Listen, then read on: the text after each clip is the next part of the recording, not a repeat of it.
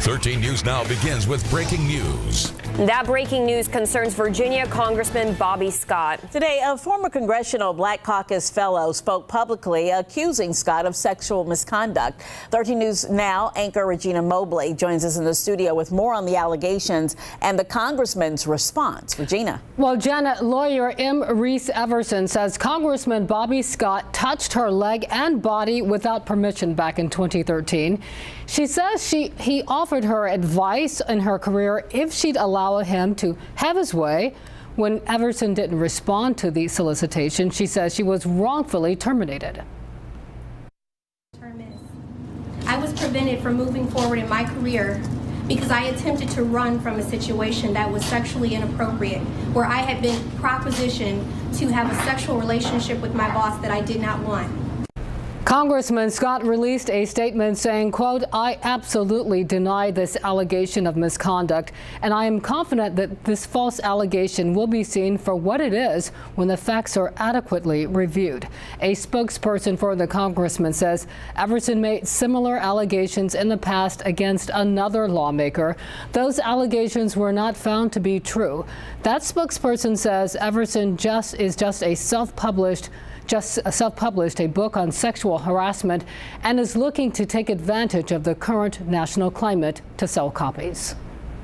The man accused of murdering 19-year-old Virginia Beach student Ashanti Billy will spend the next month under a care of psychiatrist. Today, a federal judge ordered Eric Brown to be evaluated at a federal prison in Butner, North Carolina, or another suitable prison. That was at the request of prosecutors who are questioning Brown's competencies to stand trial. There have been many reports of Brown acting bizarre. Ashanti Billy disappeared from JEB Little Creek in September. Her body was found in Charlotte, North Carolina, less than 2 weeks later. Virginia Beach police are reviewing evidence that allegedly shows this man, Aubrey Barber Jr., having sex with a child. Court documents show the evidence was turned in by the man's wife. 13 News Now reporter Jimmy Lee has the details. A heinous act caught on camera.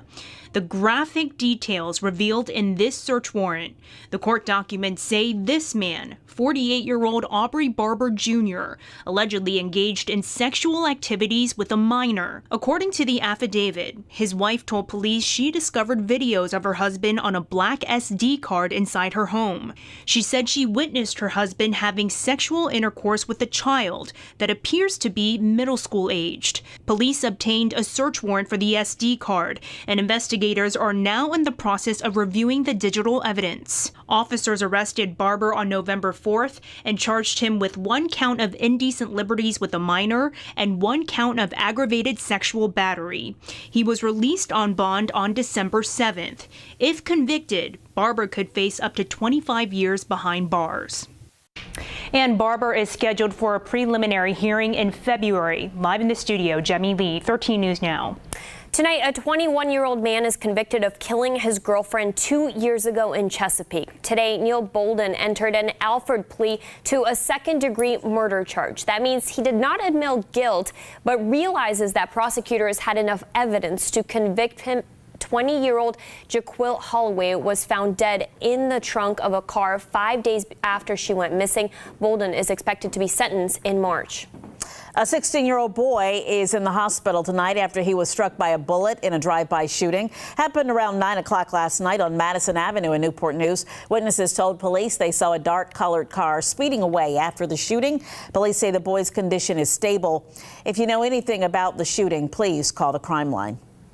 Developing now, water main breaks are causing problems in Norfolk. Today, there were 8 of them, and tonight, several are still being fixed. 13 News Now reporter Jacqueline is live off North Shore Road. Jacqueline, you spoke with an upset homeowner who reported the main break in that area. Yeah, Kristina, he's upset because it's been more than 24 hours since he said the water main break was first reported. It's right over here. You guys can see the water spewing out from the street, the dirt accumulating here. And that homeowner tells me he's worried that the road will fall through. Walk every street in the neighborhood and it's 2.15 miles. It's a daily ritual for 82-year-old Joe Hedrick, but when he saw this, it was out of the ordinary. I report anything that I see broken or that needs to be taken care of. So he whipped out his flip phone. It's old school. I come here and I go to the city. And reported it to the city.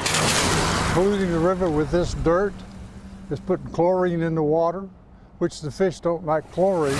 But Hedrick says it's been 24 hours since the water main break was first reported. They put a barrel out there. That barrel didn't stop that water. The water still spewing.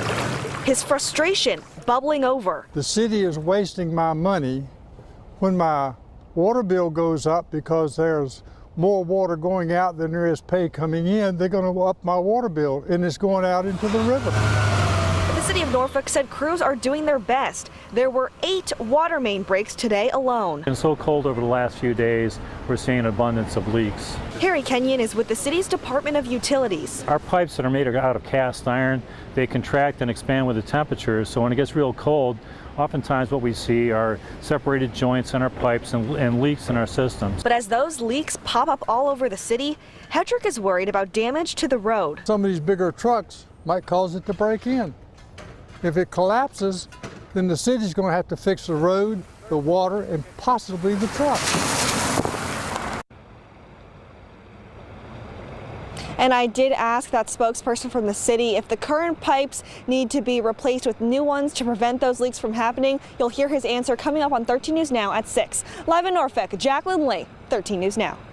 Governor McAuliffe will leave office without pardoning a German diplomat's son serving a life sentence. Jens Soering was convicted in the 1985 slayings of his ex-girlfriend's parents. Soering has asked for the governor's clemency, and activists have sought a pardon for him. McAuliffe's office says Virginia is still investigating DNA evidence, and they don't expect it to be finished before the governor leaves office. A Virginia state lawmaker who narrowly won re-election in November holds onto his seat after the first of 4 recounts. Republican Tim Hugo's seat was saved this week. The next recount is scheduled Tuesday in the 94th district in Newport News. That's where Republican David Yancey beat Democratic challenger Shelley Simons by just 10 votes. The other 2 recounts are set for Wednesday and Thursday. If the remaining recounts do not change any results, Republicans would hold a 51-49 majority. Right now is bottoms up in Virginia Beach, where a new Smartmouth Brewing location is opening tomorrow. And tonight, some lucky people are getting an early preview. That includes 13 News Now reporter Megan Shin, who's live at the new brewery. And Megan, what's going on out there? Hey, Janet. Well, as you can see, it's getting busier by the second here. This is absolutely just a soft opening for Smartmouth's Pilot House, their newest location here in Virginia Beach. As you can see behind me, the staff has friends and families, just several people here right now to get a taste of how the grand opening is going to be tomorrow. Smartmouth Brewery is raising the bar and bringing the heat to the craft brewery scene in Virginia Beach. We're not opening in Northern Virginia or North Carolina or, West Virginia or wherever, so we're sort of doubling down on Hampton Roads. This is Smartmouth Brewery's second location, their first one still in Norfolk. And I think this really shows our commitment to Hampton Roads. The company transformed this 9,400 square foot building from a U.S. post office to its brand new brew house. Murphy's Law is just everything that can go wrong will go wrong. Porter Hardy is the president of Smartmouth Brewery. He grew up here in Virginia Beach. This was my post office as a kid, so it's funny I remember coming here with my mom. He says each beer and even the building's name, the Pilot House, have layers of meaning behind them. So it's a nod to military and nautical roots, but also a pilot batch, and brewing is your experimental batch. Hardy says he's anxiously excited to open the doors to this new space that's taken so much time to make. At least a year's worth. I think the spreadsheets probably started at least 18 months ago. The brewing company's latest building on 32nd Street has double the space for a tasting room. Most importantly, with its award-winning beers and brand new brews on tap for the community. Hopefully they'll see that it's got its own unique flavor, I guess literally and figuratively. As you can see here in the tasting room, the music's going, the people are drinking, they're having a really good time out here. This is just a taste of what's expected tomorrow at noon for the grand opening. Stay with us here on 13 News Now at 6 o'clock. We'll give you more details about this latest brews that they have here, as well as who's going to be cutting the ribbon tomorrow. Reporting live in Virginia Beach, I'm Megan Shin, 13 News Now.